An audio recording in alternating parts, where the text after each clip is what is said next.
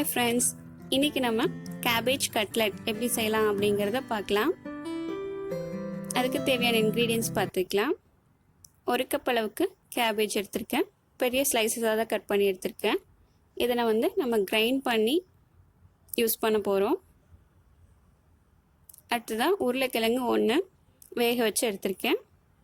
மஞ்சள்தூள் 1/2 teaspoon, garam masala 1/2 tablespoon, chaat masala 1/2 tablespoon கொஞ்சமா மல்லி இலை,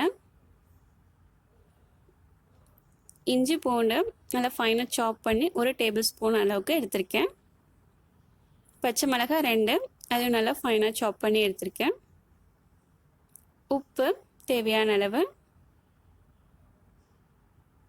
அடுத்து கோட்டிங் ப்ராசஸ்க்காக மாவு 2 டேபிள்ஸ்பூன், பிரெட் கிரம்ஸ் 5 டேபிள்ஸ்பூன், எண்ணெய் தேவையான அளவு.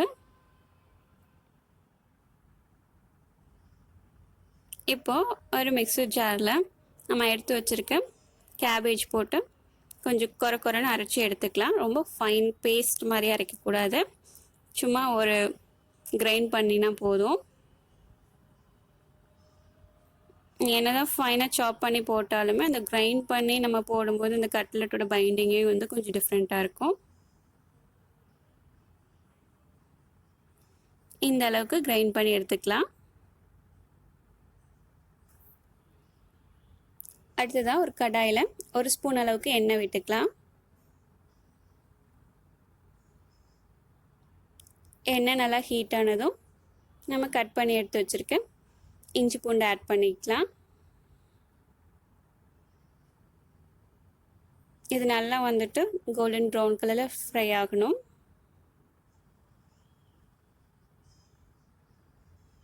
நல்லா ஃப்ரை ஆனதுக்கப்புறம் பச்சை மிளகாய் ஆட் பண்ணிக்கலாம். பச்சை மிளகாவும் நல்லா 1 மினிட் நல்லா ஃப்ரை ஆகணும். இது நல்லா ஃப்ரை ஆகிட்டா அப்படின்னா தான் நம்ம கட்லெட்டில் இது தனியாக நம்மளுக்கு தெரியாது. நல்லா ஃப்ரை ஆயிடுச்சு அப்படின்னா கட்லெட்டோட நல்லா பைண்ட் ஆயிரும். இது நம்ம சாப்பிடும்போது இஞ்சி தனியாக பூண்டு தனியாக அந்த மாதிரி வராது. இப்போ நல்லா கோல்டன் ப்ரௌன் ஆயிடுச்சு. இப்போது நம்ம கிரைண்ட் பண்ணி எடுத்து வச்சுருக்கேன் கேபேஜ் ஆட் பண்ணிக்கலாம். இது ஒரு 7 மினிட்ஸ்க்கு மேலேயே நல்லா குக் பண்ணணும். இப்போ நம்ம பொரியல்களாக செய்யும்போது அது நல்லா வெந்துருச்சு அப்படின்னா அந்த டிரான்ஸ்பரன்சி கண்டிஷனுக்கு வரும். அந்த அளவுக்கு இது நம்ம குக் பண்ணிக்கலாம். வாட்டர் எதுவும் ஆட் பண்ண போகிறது இல்லை. இப்போ நம்ம கிரைண்ட் பண்ணியிருக்கங்காட்டி அந்த கேபேஜ்லேயே வாட்டர் இருக்கும். ஸோ அதுலேயே நல்லா குக் ஆகணும். இப்போ இதுக்கு தேவையான அளவுக்கு உப்பு ஆட் பண்ணிக்கலாம். அப்புறம் ஸ்பைசஸ் எல்லாம் ஆட் பண்ணிக்கலாம். நம்ம எடுத்து வச்சுருக்கேன் மஞ்சத்தூள், கரம் மசாலா, சாட் மசாலா 3 ஆட் பண்ணிவிட்டு நல்லா குக் பண்ணிக்கலாம்.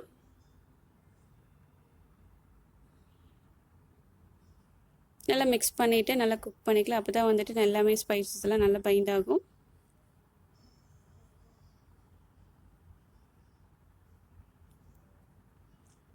கேபேஜ் நல்லா குக் ஆனதுக்கப்புறம் நம்ம எடுத்து வச்சுருக்க பொட்டேட்டோ நல்லா பாயில் எடுத்து வச்சுருக்கோம்ல அதை நல்லா ஸ்மாஷ் பண்ணி அதில் ஆட் பண்ணிக்கலாம். ஆட் பண்ணிவிட்டு நல்லா மிக்ஸ் பண்ணிக்கலாம்.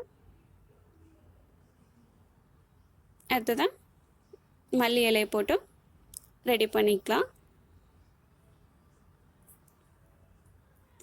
இப்போது நம்ம கட்லெட் மிக்சர் ரெடி ஆயிடுச்சு. இப்போ கோட்டிங் ப்ராசஸ்க்காக நான் மைதா மாவு எடுத்திருக்கேன். நீங்கள் வீட் ஃப்ளார் இல்லை கடலை மாவு அந்த மாதிரி எது வேணும் எடுத்துக்கலாம்.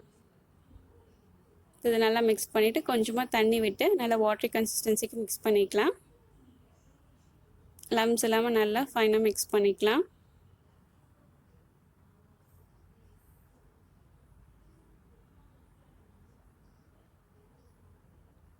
இப்போ இந்த மாதிரி மிக்ஸ் பண்ணி எடுத்துக்கலாம். இப்போ நம்ம கட்லெட்காக ஷேப்ஸ் பண்ணிக்கலாம். நம்ம நல்லா பால்ஸ் மாதிரி உருட்டிட்டு ஃப்ளாட் பண்ணிக்கலாம். சர்க்கிள் ஷேப் இல்லை ஸ்கொயர் ஷேப் எது நம்மளுக்கு பிடிக்குதோ அந்த மாதிரி ஷேப்ஸ் பண்ணிக்கலாம்.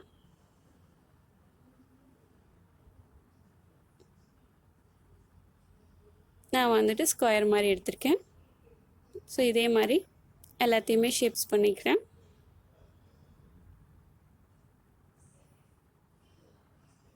நம்ம கேபேஜ் கிரைண்ட் பண்ணங்காட்டி தான் இந்தளவுக்கு பைண்டிங் நல்லாயிருக்கு. இப்போ இந்த மாதிரி எல்லாம் ரெடி பண்ணியாச்சு.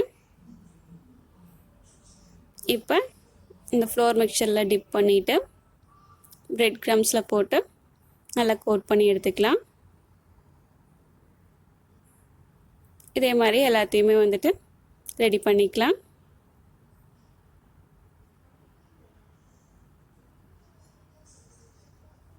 பாருங்கள், எல்லாமே நான் ரெடி பண்ணிட்டேன்.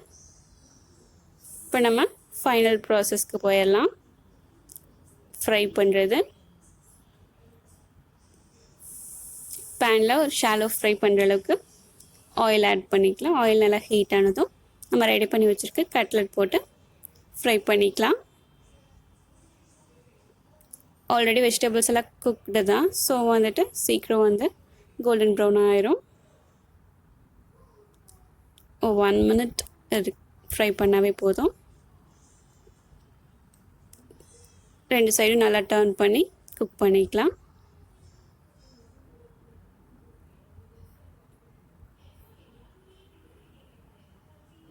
பாருங்கள், நல்லா ஃப்ரை ஆயிடுச்சு. இப்போ நம்ம கட்லெட் ரெடி ஆயிடுச்சு. கெச்சப்போட சர்வ் பண்ணுங்கள், ரொம்ப நல்லாயிருக்கும். கண்டிப்பாக ட்ரை பண்ணி பாருங்கள். Thank you for watching.